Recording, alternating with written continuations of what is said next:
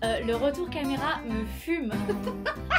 Place à l'automne, place à la meilleure saison de l'année. Et le dernier en date. Oh, il est abîmé.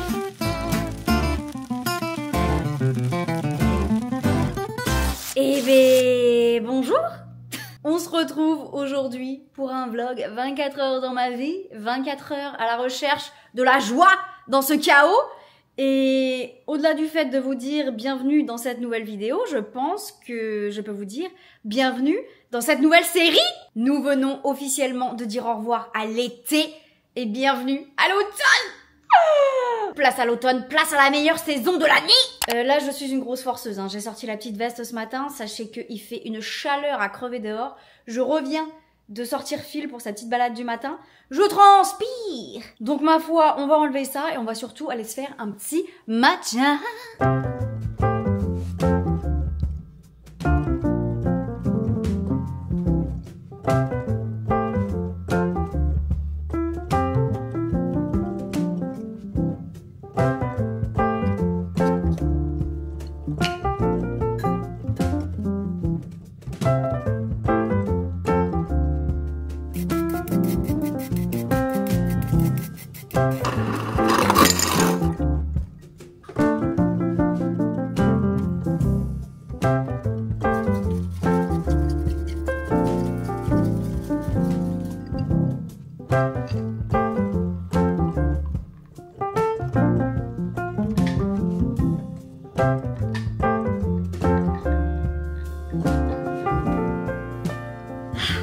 Un petit bouquin, un matcha, la vidéo peut commencer.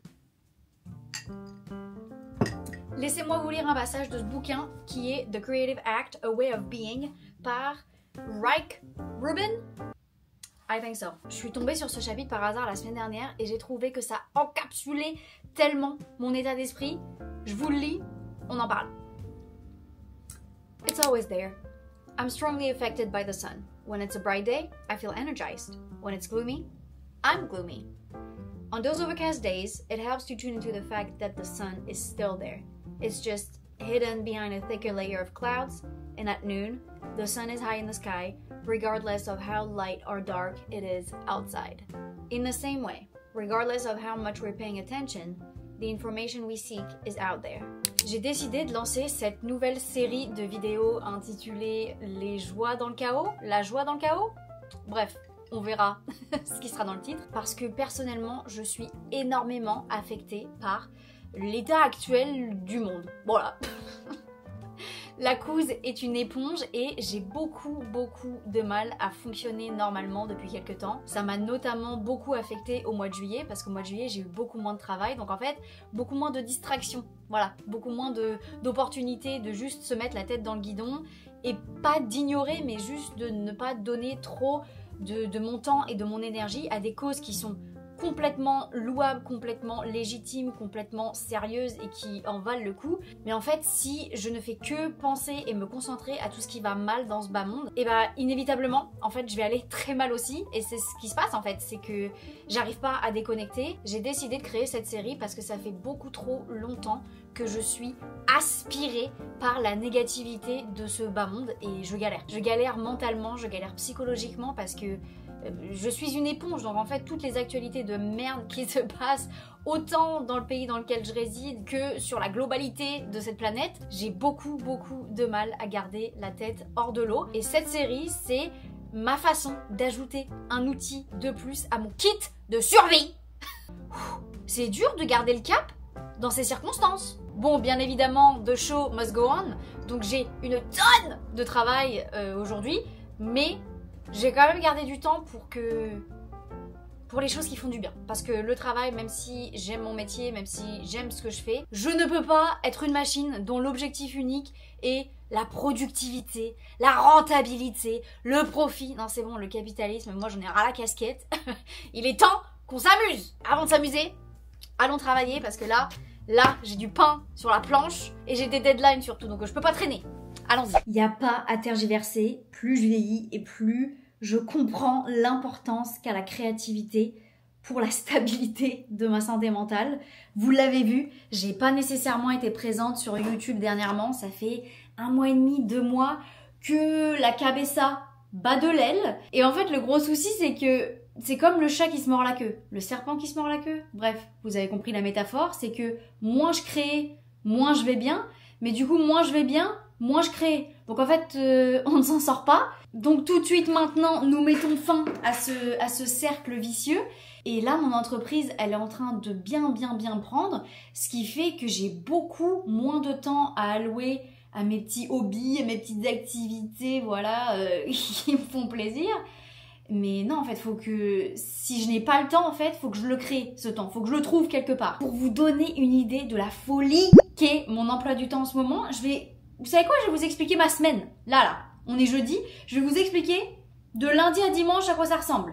On commence avec lundi. Qu'est-ce que j'ai bouiné en ce début de semaine? Premièrement, j'ai eu un appel qui a duré 1 heure avec une potentielle cliente qui sera intéressée par mes services de Social Media Manager. Ensuite, bien évidemment, il a fallu que je rédige une propale. Ça m'a pris une bonne heure, je dirais. Qu'est-ce que j'ai fait d'autre lundi? Oh, de la facturation. Je déteste la facturation. Je déteste faire ça. Facturation, pourquoi? Parce que le week-end dernier, j'ai fait un mariage. Et qu'est-ce que j'ai fait aussi? J'ai fait un photoshoot à New York City. Donc, il a fallu que j'envoie ces factures. Mais aussi, quand j'ai fait ce photoshoot à New York, il a bien fallu que j'édite les photos. Donc j'ai édité les photos lundi, j'ai aussi livré la galerie lundi. Et voilà, la fin de ma journée arrivait déjà. Et qu'est-ce que j'ai fait pour la fin de ma journée? J'ai fait 500 bornes, ok? J'ai fait 5 heures de route parce que il a fallu que j'aille à Pittsburgh. Parce que mardi, j'avais un photoshoot de 9h du matin à 12h30. Donc j'ai fait, ça fait quoi, 3h30 de shoot avec ma cliente préférée. Mardi après-midi, retour à la Casbah, 500 bornes, 4h30, 5 heures de route. Je suis rentrée chez moi et j'avais envie de crever, voilà, j'étais très fatiguée.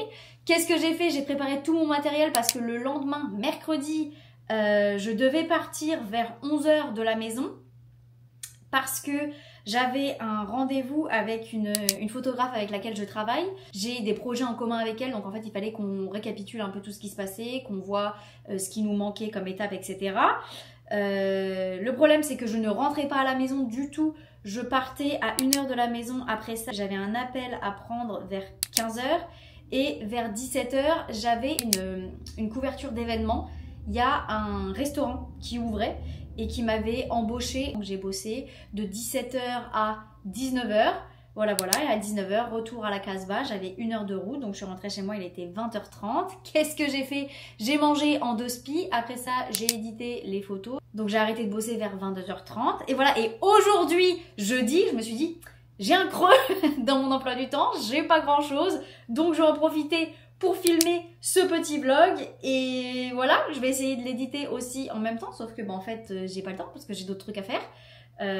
Donc je ne sais pas quand est-ce que je vais éditer ce vlog parce que là du coup depuis ce matin qu'est-ce que je fais? Je bosse sur des livrables, en fait tout ce que j'ai shooté à Pittsburgh mardi, donc c'est uniquement pour les réseaux sociaux de ma cliente. Donc là en fait il faut que j'édite toutes les photos qu'on a prises pendant le photoshoot et que j'édite également tous les reels qu'on a filmés et que je lui livre en gros tout le contenu pour le mois à venir.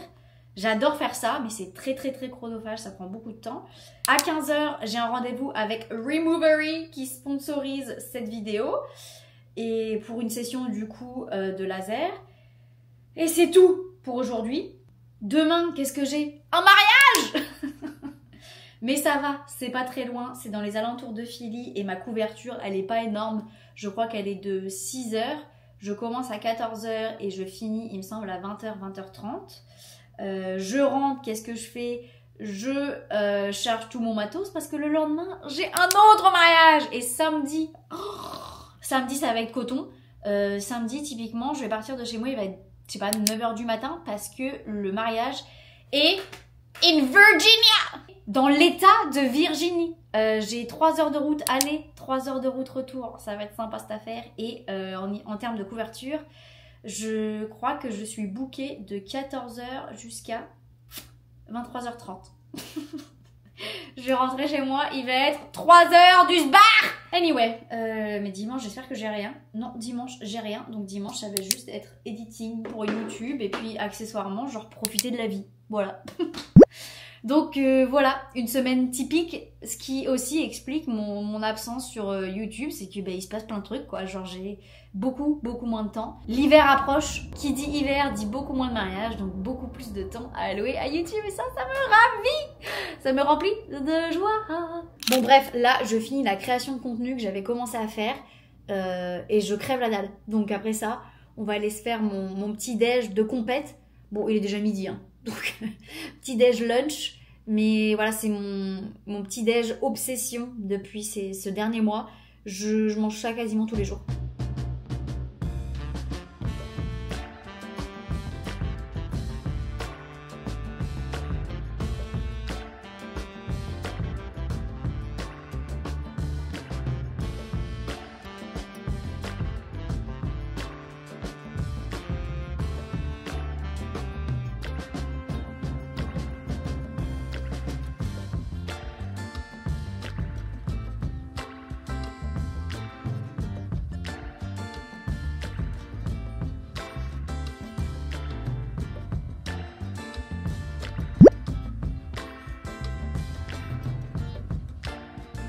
Oh là là, mais je mange ça tous les jours. Et je vais le faire jusqu'à ce que mort s'en suive. C'est délicieux. Le retour caméra me fume. Manger dans cette exacte situation, j'ai l'impression d'être de retour en primaire. Faut savoir que tous les midis, je rentrais manger chez ma grand-mère. Et oh là là, j'aimais trop. J'avais mon petit plateau repas. Je mangeais assise par terre dans la salle, sur la table du salon, en regardant Midi les Zouzous. Oh là là, mais quel pur bonheur. Mamie Nicole, elle savait me recevoir avec ma petite côte d'agneau et mes coquillettes à la crème. En tout cas, là, ce que je vais regarder, c'est pas Midi les Zouzous, mais le K-drama que je suis en train de finir. Ça s'appelle Bon Appétit, Your Majesty. Ça a commencé sur les chapeaux de roue, c'était trop bien. C'est une nana qui est chef, qui remporte une compétition du style Top Chef et qui, par la force des choses, va se retrouver catapultée dans l'époque de l'Empire Joseon en Corée du Sud. Et bref, du coup, elle va se retrouver à être la cuistot en chef pour l'empereur. Au début, c'était super sympa, il se passait plein de trucs, mais alors depuis, j'ai l'impression que c'est redondant as fuck et que c'est en gros la compétition Top Chef à chaque épisode, quoi. Mais bref, en tout cas, ça me fait prendre une petite pause, un petit break pour mon lunch, et ça, j'aime.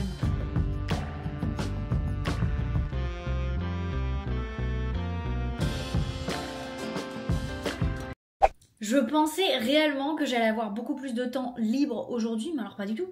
Je me suis foutu le doigt dans l'œil jusqu'au coude, parce que j'ai là encore le taf à faire, mais bref, il est bientôt 15 h, donc on va prendre une pause, puisque j'ai un rendez-vous chez Removery, qui est la clinique dans laquelle je vais depuis cet hiver, pour faire retirer quelques-uns de mes tatouages, notamment ceux qui sont sur mes avant-bras. Et je voulais vous faire une petite update avant de retourner pour une énième session. Je suis archi contente du progrès, bien que si on m'écoutait, si ça pouvait être fini demain, ce serait génialissime.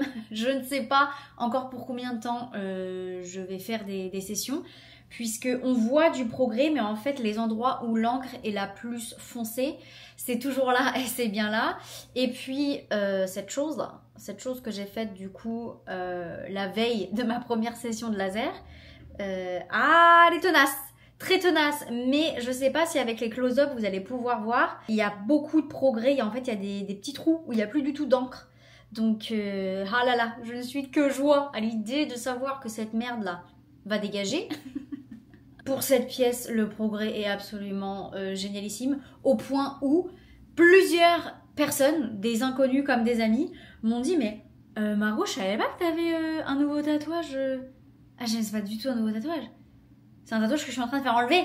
Et là, mais tout le monde me dit « Mais j'adore le rendu !» Parce qu'en fait, ça fait le rendu que je voulais, du coup, quand je me suis initialement fait tatouer, à savoir vraiment clair, vraiment léger.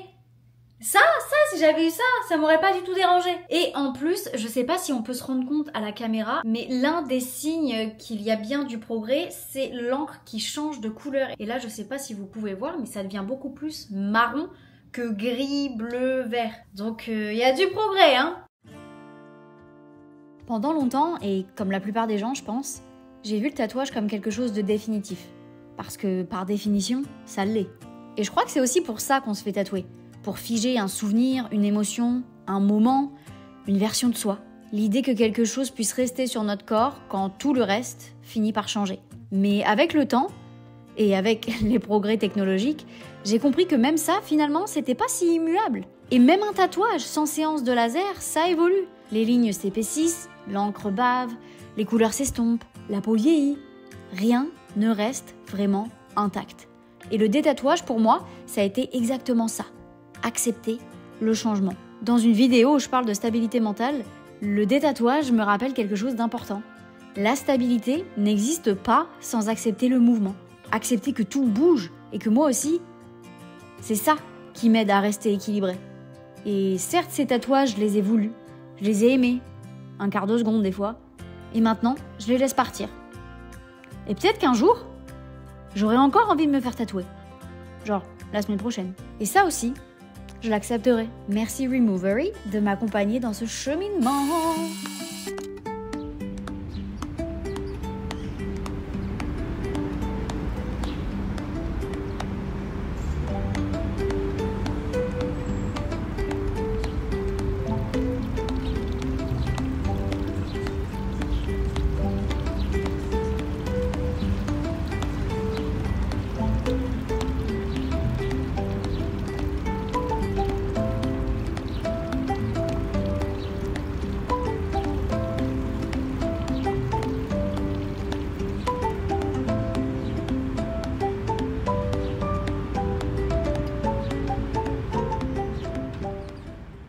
Il est 21h30 passé. Ah, c'est pas bon. C'est pas bon du tout. Ça veut dire que je ne respecte pas ma night routine. Parce que moi, d'habitude, à 21h30, je suis déjà douchée. Je suis en train de faire ma petite skincare. Je suis sur le point de me mettre dans mon plumard pour avoir une bonne nuit de sommeil. Mais en ce moment, on n'a pas trop le temps. Donc, on pousse un peu. En ce moment, on s'endort plutôt vers 23h, minuit, 1h du matin. Ça dépend. Du coup, j'étais en train de préparer mon sac avec mes caméras et tout ça pour le mariage de demain. Mais, entre-temps, je me suis rappelé que j'avais reçu un colis aujourd'hui. Payé avec mes petits sous. Voilà, une commande de chez Liroca. Puisque ça fait partie de ces choses qui m'apportent de la joie. Mais alors, une joie infinie, incommensurable. L'achat et la lecture de livres. Laissez-moi donc vous faire un petit unboxing, un petit haul. Très random, hein, je vous préviens, il y a tous les genres. On commence avec Divine Nanami de Julieta Suzuki. Je ne connais pas grand chose de ce manga, je sais plus comment il est arrivé sur mon radar. Quoi qu'il en soit, de ce que je m'en rappelle, ça doit être une lycéenne qui se retrouve à la rue. Et d'un seul coup, elle a une opportunité absolument dingue. Et elle se retrouve non seulement avec un logement, mais en plus de ça, avec le rôle de déesse. C'est une lycéenne, voilà, I don't fucking know. Je sais que ça va me distraire, je sais que ça va me faire ricaner 2 secondes. C'est tout ce dont j'ai besoin. 2 salles, 2 ambiances. Là, on passe sur du Simone de Beauvoir. Voilà, le deuxième sexe, la partie 1. Comment résumer ça autrement que féminisme, féminisme, féminisme. Ensuite, on passe sur un second manga qui s'appelle Ramen Akeneko. Alors, si vous regardez les chaînes YouTube que je recommande, vous avez sûrement dû voir passer Léa Dubernay. Et peu importe la vidéo de Léa que vous avez regardée, vous avez dû l'entendre parler de ce foutu manga. Si on résume, ce sont des chats qui sont propriétaires d'un restaurant à ramen. Voilà. Ça va être trop mime, ça va être fun, ça va être cosy, ça va être... I love it! Tamako se rend dans un restaurant de ramen afin de passer un entretien d'embauche, mais cet établissement a une particularité, il est tenu par des chats. Ok, je suis conquise. On passe à un classique que je n'ai jamais lu, Les Hauts de Hurlevent, par Émilie Bronté, c'est ça? Ouais. Bien évidemment, on est sur la version abrégée à l'édition Folio Junior. Faut pas déconner non plus, je veux bien lire les classiques, mais si on peut me raccourcir tout ça, je prends. Et j'ai décidé de le lire dernièrement parce que, d'après ce que j'ai vu, il y a une adaptation au cinéma qui est grandement d'ailleurs critiquée par le public alors que le film n'est pas encore sorti, mais juste basé sur la bande-annonce. Les foules sont en délire. Et en acteurs principaux, on a Jacob Elordi. Et qui c'est la nana? Je me souviens plus. Pourquoi j'ai occulté ce détail? Bref. Ensuite... On passe sur un roman graphique que j'avais dans mon panier depuis des lustres. Quartier lointain de Jiro Taniguchi. Je n'en ai entendu que du bien. Il me semble que l'histoire commence avec un homme d'affaires d'une quarantaine d'années qui, d'une façon complètement inattendue, se retrouve dans son corps d'adolescent et va donc se servir de cette opportunité pour essayer de changer le cours de sa vie. C'est tout ce que je sais. Je ne sais même pas si ça va être archi triste. Je ne sais rien. Voilà. En fin de l'édition Glénat, nous avons Les âmes enflammées. Je ne connais absolument rien de ce manga. Hein. On est d'accord, c'est un manga? Oui, oui, c'est un manga, tout à fait, parce qu'il se lit de la droite vers la gauche. J'ai juste trouvé la couverture absolument magnifique. Il y a forcément quelqu'un qui a dû le mentionner une fois, mais je ne sais plus qui. Bref, Les âmes enflammées, je vous en dirai des nouvelles. Vous savez quoi? Je vais vous lire la 4e de couverture quand même. Inconsciemment, j'avais fermé mon cœur. Un couple qui ne parvient plus à communiquer, une lycéenne qui s'interroge sur les relations amoureuses, un nouvel amour à 60 ans, un étudiant qui veut se maquiller, quel que soit leur genre, quel que soit leur âge, tous ont profondément enfoui leurs sentiments. Mais un jour, Omura apparaît devant eux, pour réveiller le feu qui sommeillait dans leur cœur et bouleverser leur vie à jamais. À travers 8 histoires, découvrez comment passer de l'hésitation à l'affirmation et des interrogations à l'acceptation. Oh my god, yeah, that's what I need. Alors, vous deviendrez, vous aussi, une âme enflammée. Ouh. Et le dernier en date, oh, il est abîmé.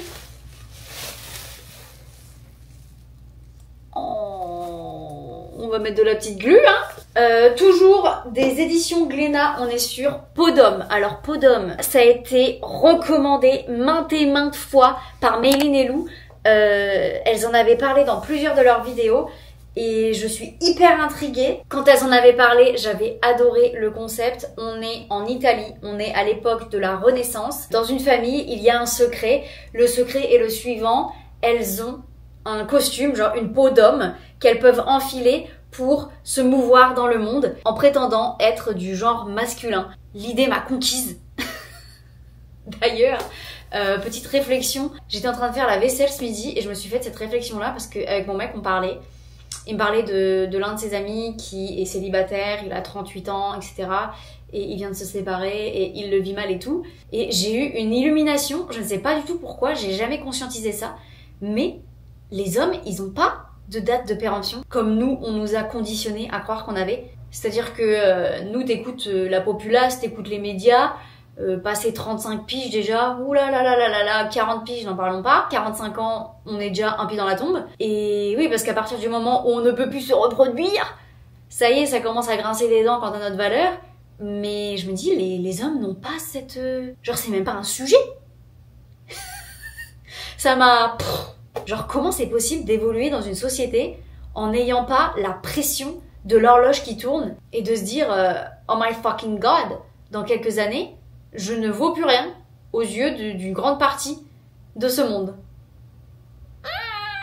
Ah, c'est pas trop bien dans le thème de la vidéo là. On reste sur les joies, Ouh. Bon allez, je vais prendre ma douche et puis on va aller se pioter, hein.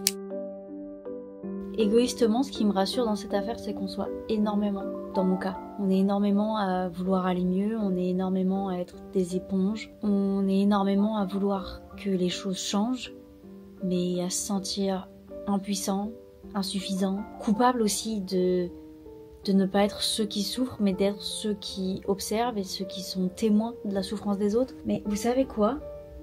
Aussi delusional, aussi délusoire que ça puisse paraître, genre j'ai de l'espoir. Genre je me dis que on est tellement être dans ma situation, justement. On est tellement être ce genre de personnes qui veulent aider. J'ai pas envie que cette conversation soit trop deep non plus, mais là que je vous tiens, parlons un peu genre nerf de la guerre, santé mentale, anxiété, dépression et tutti quanti. Personnellement, ayant subi, souffert vécu à travers l'anxiété et la dépression, je me considère sortie d'affaires, mais la dépression et l'anxiété, et tout comme je pense les troubles du comportement alimentaire, 3 choses du coup que j'ai expérimentées, j'ai l'impression que certes il est possible d'en sortir toutefois, on doit toujours garder un œil sur le rétroviseur parce que j'ai toujours peur que ça revienne. J'ai l'impression que c'est tellement vicieux, c'est tellement sournois que doucement mais sûrement, des fois je constate des symptômes. Typiquement pour la dépression, le fait de délaisser YouTube pendant un long moment, bon là certes j'avais des circonstances en plus, le travail etc. Mais quand même, je me suis pas fait de violence non plus pour filmer. Et typiquement, arrêter de faire des choses qui nous font du bien, moi ça a été l'un des premiers symptômes, l'un des premiers red flags, l'un des premiers signaux, appelez ça comme vous voulez, de ma dépression, c'est que j'ai littéralement arrêté tout ce qui me procurait de la joie. J'ai arrêté de le faire.